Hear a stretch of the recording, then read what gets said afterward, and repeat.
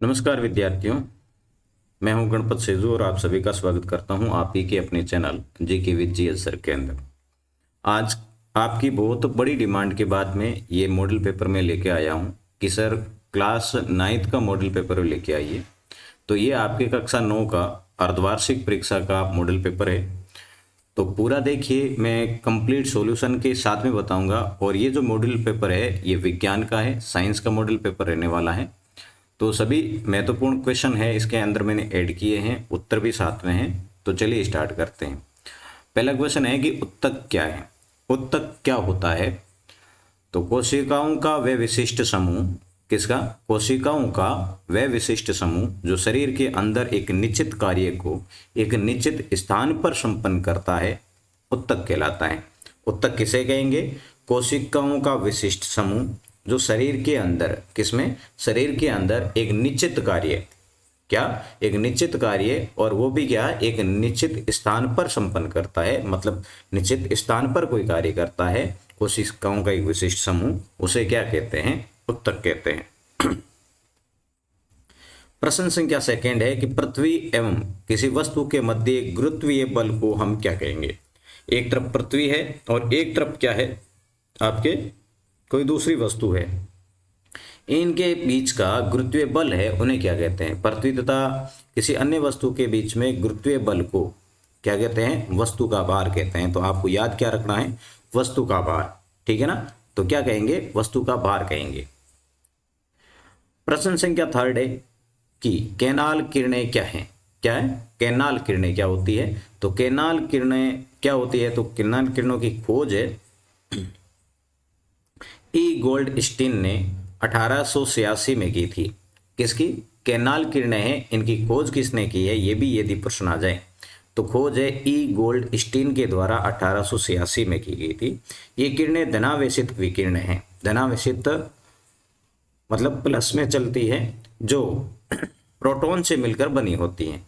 और कैनाल किरणें बनी किन से होती है? तो प्रोटॉन से मिलकर बनी होती है। धनावेशित, वे धनावेशित किरणें जो प्रोटॉन से मिलकर बनी होती है उसे क्या कहते हैं? कैनाल किरणें कहते हैं।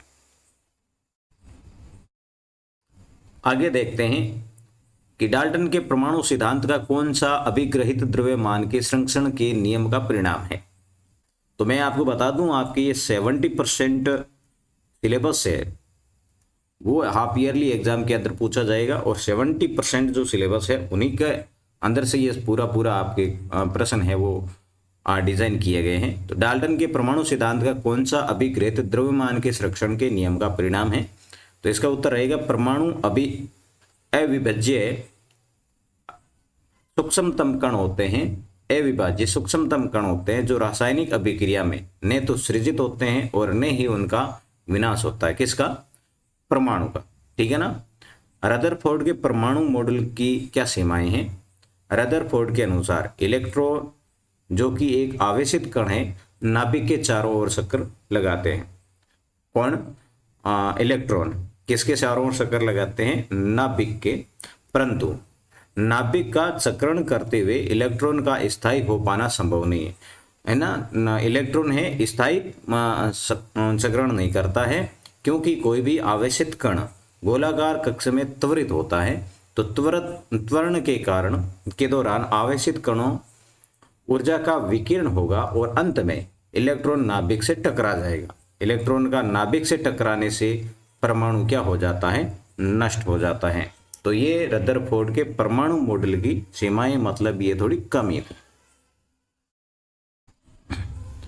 क्वेश्चन है कि प्लेज्मा झिल्ली को वर्णात्मक पारगम्य झिल्ली क्यों कहा जाता है? किसको? प्लेज्मा जो झिल्ली होती है उसे वर्णात्मक पारगम्य झिल्ली कहा जाता है। ऐसा क्यों? देखो, प्लेज्मा झिल्ली कोशिका के घटकों को बाह्य पर्यावरण से अलग करती है। प्लेज्मा झिल्ली कुछ पदार्थों को अधिक सांद्रता से कम सांद्रता की ओर आने जाने देती है। कौन? प्लेज्मा झिल्ली की क्या है विशेषताएं? देखो, एक तो बाह्य है ना, कोशिका के घटकों को बाह्य पर्यावरण से अलग करती है, और दूसरा है कि कुछ पदार्थों को अधिक सांद्रता से कम सांद्रता की ओर आने जाने देती है। ये अन्य पदार्थों की गति को भी रोकती है। इसलिए कोशिका झिल्ली को वर्णात्मक पारगम्य झिल्ली कहते हैं। क्वेश्चन नंबर 8 है कि अमीबा अपना भोजन कैसे प्राप्त करता है।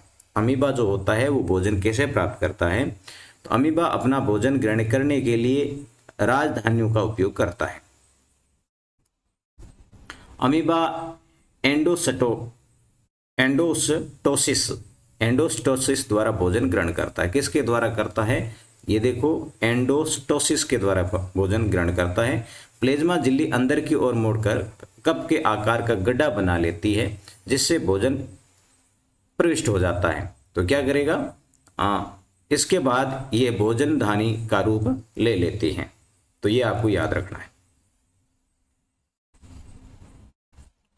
चाल एवं वेग में अंतर क्या है। चाल और वेग में अंतर क्या है। तो चाल वस्तु के द्वारा इकाई समय में तय की गई दूरी को चाल कहते हैं। क्या होता है, वस्तु के द्वारा इकाई समय में तय की गई दूरी क्या कहलाती है, चाल कहलाती है। ये अदिश राशि है। क्या है, अदिश राशि है। वेग एक निश्चित दिशा में चाल को वेग कहते हैं। वेग किसे कहेंगे, चाल और वेग में आपको अंतर बताना है। पहले चाल की परिभाषा दे देते हैं कि वस्तु के द्वारा इकाई समय में तय की गई दूरी को क्या कहते हैं, चाल कहते हैं। फिर वेग एक निश्चित दिशा में चाल एक निश्चित दिशा में चलेगी तो उसे क्या कहेंगे, वेग कहेंगे। वेग का अर्थ होता है स्पीड। और चाल क्या होगी, वस्तु द्वारा इकाई समय में तय की गई दूरी। कितनी दूरी तय की गई वो उनकी क्या मानी जाएगी, चाल मानी जाएगी। बहुकोशिक जीवों में उत्तकों का क्या उपयोग है। बहुकोशिकीय जीवों में लाखों कोशिकाएं होती हैं, क्योंकि विभिन्न प्रकार के उत्तक विभिन्न प्रकार के कार्य को संपन्न करते हैं। अतः कोशिकाओं का एक विशेष समूह केवल एक ही विशेष कार्य को अति दक्षता पूर्वक संपन्न करता है। इसलिए बहुकोशिकीय जीवों में श्रम विभाजन होता है। बहुकोशिकीय जीवों में उत्तक अनेक कार्य करते हैं, जैसे भोजन और पानी को एक जगह से दूसरी जगह ले जाना। अब आपके सामने देखो 2 क्वेश्चन ऐसे भी आएंगे जो चित्रों के होते हैं, तो चित्र बनाने होते हैं। तो न्यूरॉन का एक चिन्हित चित्र बनाइए। किसका, न्यूरॉन का। तो ये आपके सामने चित्र दिख रहा है, इनके बीच में ये केंद्रक है। फिर ये जो इस टाइप की दिख रही है वो है डेंड्राइट। क्या है, डेंड्राइट, ठीक है। और ये जो है ना, ये जो पार्ट है ये क्या है, तंत्रिकाएं हैं। मैं फिर से, यदि दिखाई नहीं दे रहा है तो लिख देता हूं, तंत्रिकाएं हैं। और ये पूरा का पूरा क्या है, कोशिकाएं हैं, कोशिकाएं, ठीक है। तो ये न्यूरॉन का एक चिन्हित चित्र है। और बड़े क्वेश्चन की तरफ बढ़े कि निश्चित अवलोकन हेतु कारण लिखिए। देखो, नेप्थलीन को रखा रहने देने पर यह समय के साथ कुछ भी ठोस पदार्थ छोड़े बिना अदृश्य हो जाता है। कौन, नेप्थलीन। ऐसा क्यों, तो देखो, नेप्थलीन को रखा रहने देने पर यह समय के साथ कुछ भी ठोस पदार्थ छोड़े बिना अदृश्य हो जाती है, क्योंकि नेप्थलीन एक ऊर्ध्वपातनशील पदार्थ है। ध्यान रखना, नेप्थलीन क्या है, ऊर्ध्वपातनशील पदार्थ है, जिसका समय के साथ में ऊर्ध्वपतन हो जाता है। यह सीधे ठोस अवस्था से गैसीय अवस्था में परिवर्तित हो जाता है। किनसे, ठोस से किसकी तरफ जाएगा, गैस की तरफ। इसी का भी है कि हमें इत्र की गंध बहुत दूर बैठे भी पहुंच जाती है। ऐसा क्यों, क्योंकि इत्र का क्वथनांक बहुत कम होता है। इत्र का क्वथनांक क्या है, बहुत कम होता है। और इसमें वाष्पीकरण की दर बहुत अधिक होती है। क्वथनांक कम है, वाष्पीकरण की दर क्या है, बहुत अधिक है। ये आसानी से वायु में विसरित हो जाती है, अतः इसकी गंध बहुत दूर बैठे रहने पर भी हमारे पास में पहुंच जाती है। विद्यार्थियों, अभी तक आपने चैनल को सब्सक्राइब नहीं किया है तो सब्सक्राइब जरूर कर ले। यहाँ पर मैं क्लास 3 से लेके क्लास 12 तक कंप्लीट आपकी परीक्षा की रणनीति और परीक्षा के पेपर और इम्पोर्टेंट जितनी भी सामग्री होती है वो सारी डालता हूँ। तो इनको सब्सक्राइब जरूर कर लें और अपने सभी दोस्तों के साथ में इसको शेयर भी जरूर करें। निम्नलिखित रसायन रासायनिक व भौतिक परिवर्तनों में वर्गीकृत कीजिए। ये जो दे रखे हैं इनमें से रासायनिक कौन से हैं और भौतिक कौन से हैं, ये दोनों अलग अलग करने हैं। तो जैसे देखो मैं नीचे जो उत्तर है उन वही आपको बता देता हूँ। देखो पहला रासायनिक परिवर्तन है, तो अलमारी में जंग लगना क्या है, रासायनिक परिवर्तन है, ध्यान रखना। अलमारी में जंग लगना रासायनिक परिवर्तन है। विद्युत तरंग का जल में प्रवाहित होना, किसका, विद्युत तरंग का जल में प्रवाहित होना तथा उसका हाइड्रोजन और ऑक्सीजन गैस उम्र में विघटित होना, यह भी क्या रासायनिक परिवर्तन है। लकड़ी और कागज का जलना, लकड़ी और कागज जलते हैं, यह भी क्या है, रासायनिक परिवर्तन। अब भौतिक परिवर्तन क्या है, पेड़ों को काटना, मक्खन का एक बर्तन में पिघलना, पेड़ काटे जाते हैं, ये भौतिक परिवर्तन है। और मक्खन बर्तन में पिघल जाता है, ये भी भौतिक परिवर्तन। जल का उबलकर वाष्प बनना भौतिक परिवर्तन है। जल में साधारण नमक का घुलना भौतिक परिवर्तन है। और फलों से सलाद बनाना भौतिक परिवर्तन है। मैंने आपको बोला था कि 2 क्वेश्चन हैं चित्र से संबंधित रहते हैं। तो मनुष्य का कान किस प्रकार कार्य करता है, विवेचना कीजिए। तो यह है मनुष्य का कान का चित्र है, आपको बनाना है। तो यहाँ आपको दिख रहा है, ये इस ऊपरी तरफ जो दिख रही है ये है कर्ण पल्लव। क्या है, कर्ण पल्लव है इसका नाम है। आपको इसी प्रकार से नाम लिखना भी है, ठीक है। और ये पूरा पूरा आपको दिख ही रहा है, ये अपना कान होता है। फिर अंदर की साइड जाते हैं। अंदर की साइड जाने पर ये जो दिखाई दे रही ना, ये धमनिका, ये है श्रवण नलिका, है ना, ये नलिका ही होती है। आप कान पे यदि महसूस कर पा रहे हैं तो नलिका।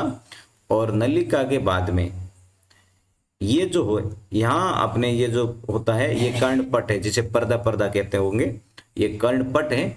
और उसके बाद में इसके अंदर की तरफ हम जाते हैं तो ये जो भाग आपको दिखाई दे रहा है ये वाला, मैं इसको पूरा डार्क कर देता हूं।